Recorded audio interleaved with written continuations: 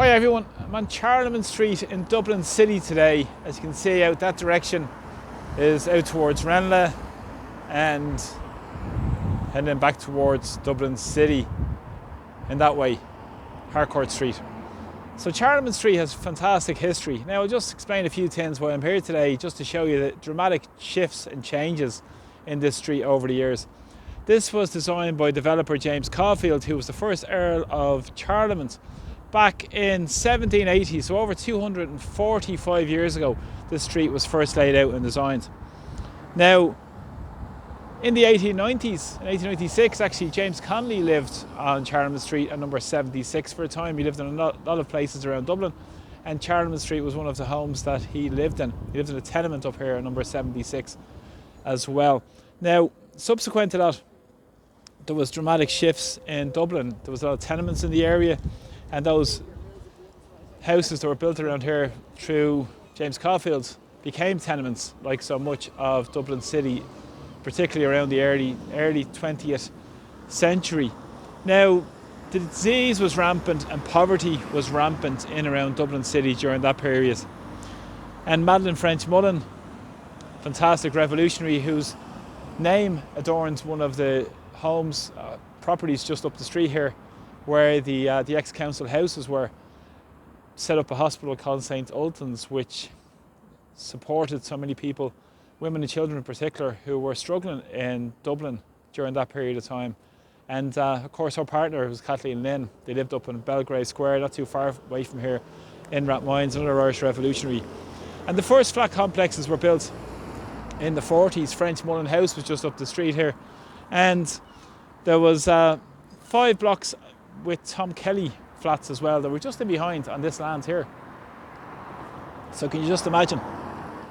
And look at the dramatic shifts we've seen over the past number of years. Now, this was a fantastic working class community, so close to Dublin City, and they were wonderful community of working class people that supported each other, and there were investment in services. But of course, over time, we've seen a dramatic underinvestment in working class communities and a running down of facilities and resources being aimed towards working class communities and working class Dublin in particular. And this is part of a so-called regeneration. That's what they claim to call it. Really fundamentally is gentrification in action, where working class communities are forced from their areas and they are replaced with big corporations and wealthier people that can afford to live in these communities, and the working class communities are essentially demolished. Now, back in 2007, there were plans for regeneration of Tom Kelly flats and up along here on Charlemont Street, the whole complex you can see behind me. Now, it was slated for regeneration by Dublin City Council. Of course, Bernard McNamara, a big developer, got involved. He went bust, went into NAMA, and then subsequently the apartments and the site was sold subsequently then to a company called McGarrell Riley. Of course, one of them were members of Sean Riley, I think, was member of the Anglo-Irish 10. We all know about the Anglo-Irish Bank and part of the bankers and developers that helped crash our economy, that led to devastating austerity in Irish society, where the Troika came in and ordered Ireland to stop building public housing and open the door to the vulture funds to make huge profits at our expense. So we're still feeling the wrath of today in Irish society. Now, they moved in and their approach was to regenerate the site. So they decided to build 79 social homes. And if you consider the vastness and the size of the scale of this site here, their answer was to build 79 social homes, which was just up the top of the street here. So I'll just bring you up for a walk. Up the very top of the street, there's a building there that's actually the social housing, and that was part of, it was Dublin City Council, but an approved housing body came in to a housing and are now managing that site of 79 homes. So if you consider the amount of homes and blocks that were here previously, and the fact that they were underinvested in, ran down, and the public land was sold off at a son to a developer, went into NAMA. Again, we bailed out NAMA again, and came out the other side, and McGarrell Riley came in and decided to build the social housing. And part of this as well was to build 280 private apartments, and where a price would be €3,100 As we just bring you across the street and I'll show you. €3,100 for one of those private apartments to start at. There was 280 of those private apartments that were built. And we've seen multinationals move in and private equity funds. And it's also known as, to some degree, Millionaire's Quarter. Millionaire's Quarter, that's just it's called this area as well. So we have Amazon here with their offices, of course tax haven Ireland, and we have the luxurious €3,100 apartments here in this area as well. So this was all public land, sold off at us on, redeveloped under regeneration. Working class communities are smashed, and this is what happens. And of course a number of other issues here with Charlemont Street, where a lot of the local people were offered, supposed to be offered employment in the building and construction of these buildings here, and the multinationals that moved in. But only a handful actually worked on the developments here. So they were treated disgracefully by Dublin City Council in the first instance, and also by the developers as well. And communities are pulled apart because of lack of investment, and it's called gentrification. But what it is working class cleansing from communities. And now we can see it today,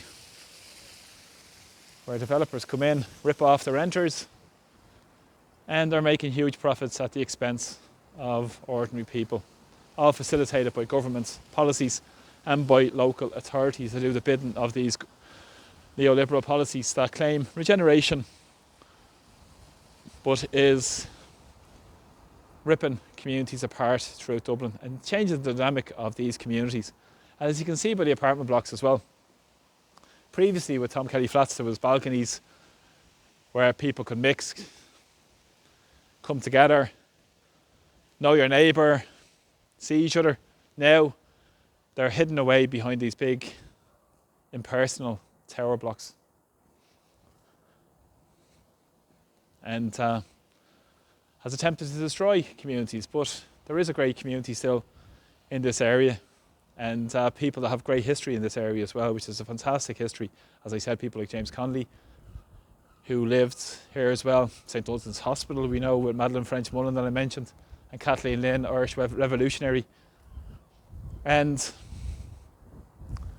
leading out towards South Richmond Street in this direction here as I'm just walking towards it.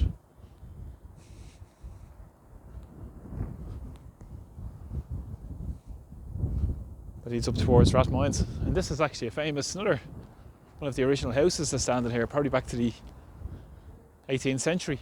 That's here. See that house there, which is absolutely amazing and wonderful to see in Dublin of 2025.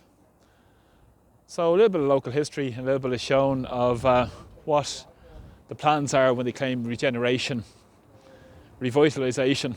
It's an excuse to prop up the private market, to get multinationals in that pay next to no tax in Ireland, benefiting from the work permit system as well. Amazon, surprise, surprise, and private equity funds who are profiting from the financialisation of housing. And they're located in around Charlemont Square there, that's called.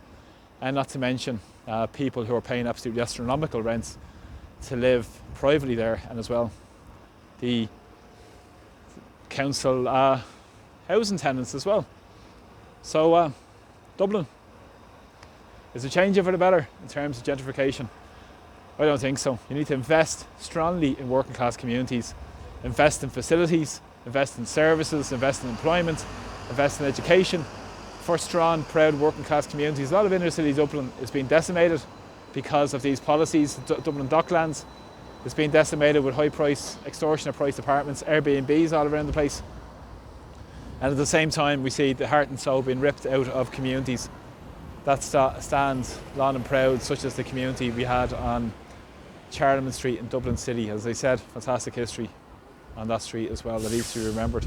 So thanks for supporting me with the videos. I really appreciate them. Please share them to anybody who might be interested in this as well. So again, thanks and take care. Slán. Press subscribe to my channel as well. Take care. Slán.